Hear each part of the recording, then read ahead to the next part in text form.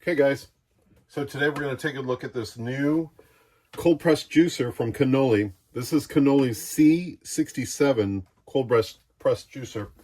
And a couple things real quick to make this different than some of the other cold pressed juicers that I've used in the past is the fact that this strainer is actually an attachment within the juicer. So in the past, the strainer itself was located within this midsection here. And it was always a pain to clean. You had to get in there real close. You had to peel something apart and get the pulp out. They kind of took care of that. I think they listened to what people were saying, and they've come up with a solution, I think, that is much superior to the old design. So the fact they have this strainer it's a separate attachment. It also comes with another strainer. This is for sorbet, but we're going to be using just the standard one today. And if you heard that snap, it's just kind of where it lines up and you know it's locked in properly. Now, the auger itself has to fit just so. So you see this is all real loose in here right now, right? But if you find just the right spot, it'll press down and now everything's locked into place just like it should be. This juicer comes with a couple safety features. Number one, if we see here, there's a clear mark for unlocked and locked. Line it up over here and make sure it's in the locked position. Now I have the juicer plugged in currently, and if I turn the power on, you see the auger doesn't work. That's a safety mechanism built into the juicer so that once we get this lined up properly, and I did it so smoothly before, now there we go. Once we've got it lined up properly, locked into place, you can hear that it turns on. Flip that off and you can see. Another safety feature that they figured out is the lid itself. So there's a sensor back here. Again, I'll turn this juicer on. Nothing's happening. When you go to close the lid, it turns on. So that's a nice little safety feature. As far as the motor itself, in the forward position, it will run continuously. In the reverse, you have to pulse it just a little bit. Now, there are not very many instructions that come with this. There is a small little pamphlet that has a QR code. You can follow that QR code to the instruction manual, and then you can look at it on your device, be it your phone, tablet, computer, but there's not a physical set of instructions that come with it. I will tell you this, what little bit of documentation that comes with the juicer, they mention specifically that none of these pieces are dishwasher safe. So all of the pieces, any of them from the auger, the strainers, the midsection, the hopper itself, they all need to be hand washed, no dishwasher. So that is one of the things they mention. And one of the other things they mention is not to run the juicer continuously for more than 30 minutes and to give it a little bit of a break in between. So in my experience, I think with these cold press juicers, you run a batch of stuff you've got ready, turn it off, let it sit, chop up some more, whatever you've got, run it again. They work just fine. You can't let this run for hours on end, basically. So let's go ahead and get this started. I've got some carrots here. Carrots are a nice, firm vegetable. That's something good to test these cold press juicers on. See what kind of torque they've got. See what kind of juice they produce. Now, this juicer does come with a plunger that you can use to kind of work things down. If you notice, it doesn't really make it all the way even down to as far as what I've got there. That concerns me a little bit when it comes to leafy greens. I'm going to see how it does with leafy greens just on its own, how it picks them up and puts them through the juicer. My previous cold press juicer I had to physically, use a plunger and get them worked down into the auger so that it would juice, efficiently. We're going to see how this one does. I'm going to do carrots first, and then I've got some leafy greens I'm going to add later as well. So we've got a bunch of carrots in there. Again, we've got just the regular strainer in. It does come with these two nice collection vessels, one for the pulp side and the other for the juice side. They also included an additional strainer for straining pulp out.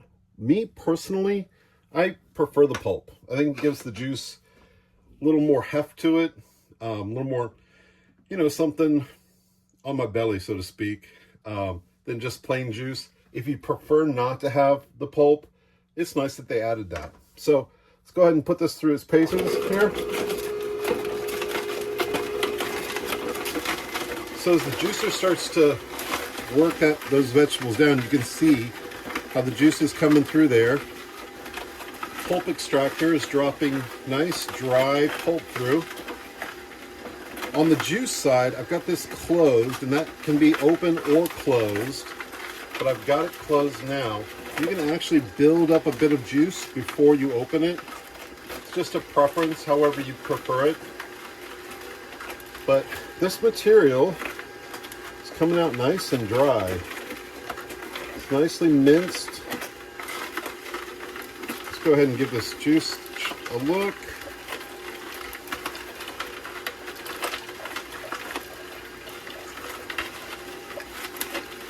Actually doing a really good job for the amount of carrots I put in there.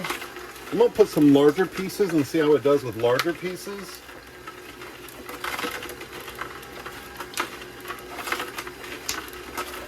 My old cold press juicer would not take those larger pieces.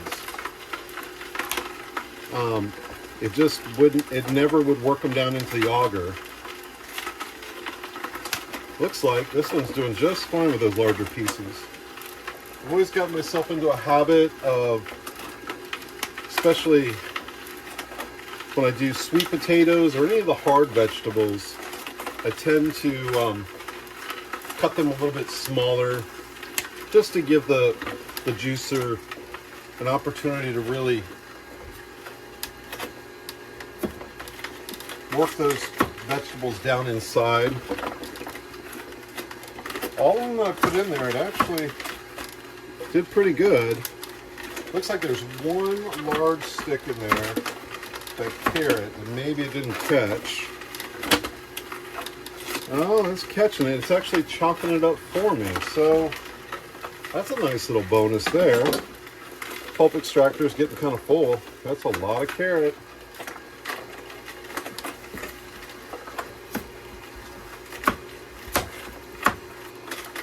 Go ahead and finish this up. Full batch of carrots. Of course, the carrots are already cleaned. Cleaned them before we started.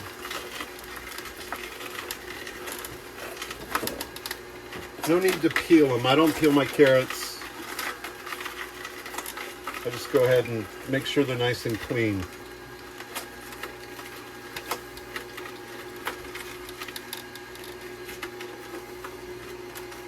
And so, did a pretty good job there, huh?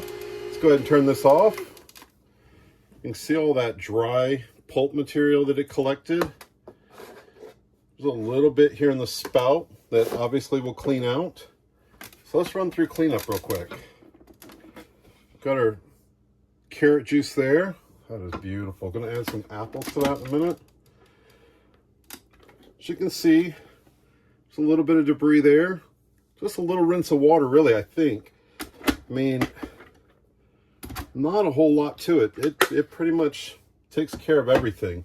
In the strainer itself, I'll pull this piece out all as one unit, and then I'll clean this, and I'll give this just a little pop. That releases that. Go ahead and rinse this in the sink. And like I said, clean up from the pulp. That is so easy, right?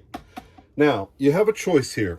When you get to the end, again, if you enjoy the pulp of what you're juicing, this is a great opportunity. While everything's taken apart, release that. Grab yourself a nice little spatula or some kind of rubber edge, and you can actually collect that, right? And for me, it's a no-brainer. Seal that up real quick. I mean, at this point, I feel like I'm losing something if I don't keep all this. Again, this is all preference. For me personally, that's a nice hearty bit. Makes this so much thicker. And again, once I've got this in my hand, this just goes in the sink. You can see how this has kind of a trap door design where this snaps shut, but when you go to clean it, you can actually get up in there and clean exactly where you need to. So go ahead and clean this up. Move on to some apples and see how that does. Really looking forward to testing some leafy greens and seeing how that all ends up with leafy greens, because that's the true test for me with these cold press juicers. Anyway, if you're looking for a juicer, I'm going to tell you, I've been pretty happy with this so far. I think you will be too.